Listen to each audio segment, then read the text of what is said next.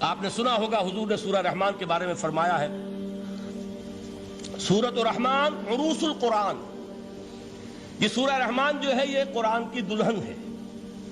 جیسے دلہن کو آپ خوشنما لباس پہناتے ہیں، آراستہ پیراستہ اس کو گہنے اور اس کو زیور پہناتے ہیں، تو جس طریقے سے سجاتے ہیں آپ دلہن کو، اللہ تعالیٰ نے ایک سورت قرآن مجید میں یہ ایسی رکھی ہے سورہ رحمان کہ اسے خوب سجایا ہے۔ اس میں الفاظ کا در و بست، اس کا اپنا ایک ڈیوائن میوزک ہے۔ وہ تو اللہ تعالیٰ قراء جو ہے خاص طور پر مصر کے قراء، اللہ تعالیٰ ان پر رحمت نازل فرمائے، ان کی خطاؤں سے درگزر کرے۔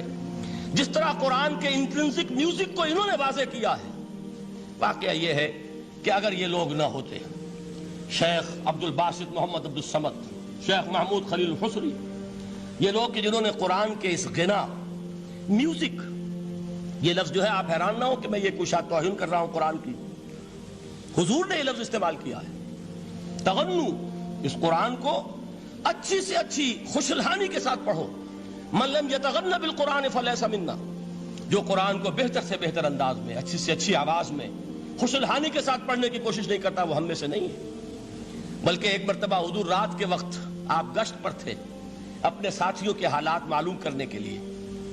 حضرت ابو موسیٰ اشعری رضی اللہ تعالیٰ عنہ ایک صحابی ہیں، ان کے گھر کے پاس سے گزر ہوا، وہ رات کو تہجد پڑھ رہے تھے، کھڑے ہوئے کیف کے عالم میں قرآن تلاوت کر رہے ہیں۔ حضور کو بہت پسند آئی ان کی قرات، کافی دیر تک وہاں کھڑے سنتے رہے۔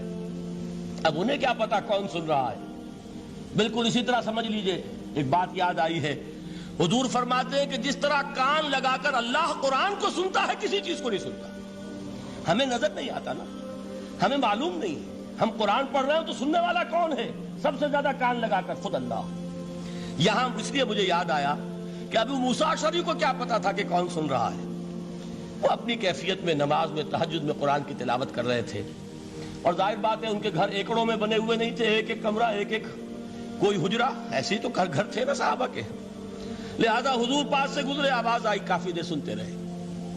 اس کے بعد آپ تشریف لے گئے، صبح فجر میں ملاقات ہوئی تو حضور نے تحسین کے انداز میں فرمایا، یا ابا موسیٰ انک قد اوتیت مزمارا من مزامیر آل داؤد، اے ابو موسیٰ تمہیں تو آل داؤد کے سازوں میں سے ایک ساز اللہ نے عطا فرما دیا ہے۔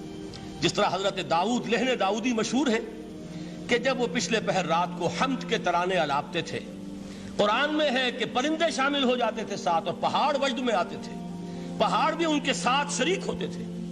تو جس طرح کا اللہ نے ان کو لہن عطا فرمایا تھا، حضور نے تحسین کے انداز میں فرمایا ہے ابو موسیٰ اشعری، اللہ نے تمہیں بھی آل داؤد کے سازوں میں سے ایک ساز عطا فرمایا۔ بہرحال قرآن مجید کا جو یہ میوزک ہے، قرآن کے الفاظ کا جو حسن ہے، جہاں تک حسن معنوی ہے وہ تو ہر لفظ میں ہے، لیکن یہ حسن ظاہری، حسن صوتی، حسن لفظی، یہ اپنے کلائمیکس پر آپ کو نظر آئے گا سورہ رحمان میں۔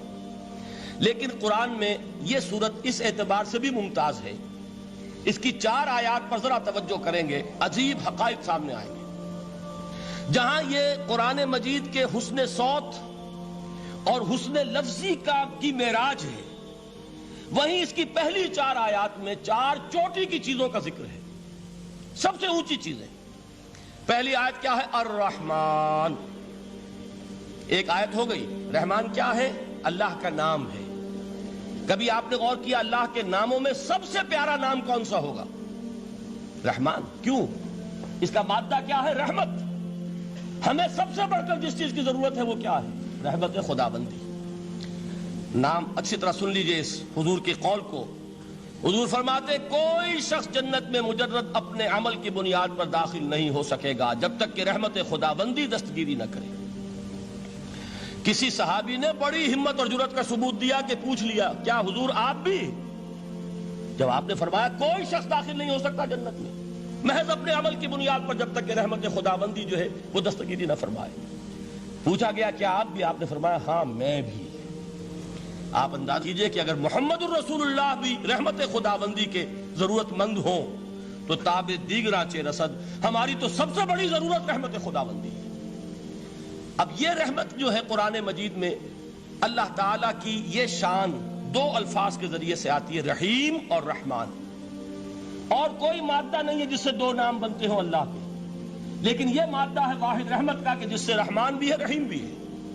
رحیم صفت مشبہ ہے، رحمت دائم ہو جائے گی، مستقل ہوگی تو رحیم کہیں گے، اور رحمان اس میں رحمت کی ہے وہ شان ہے کہ جیسے ٹھاٹھے مارتا ہوا سمندر ہو، ہیجان کی کیفیت، طوفانی کیفیت، رحمت خداوندی کا طوفانی جوش، وہ ہے رحمان۔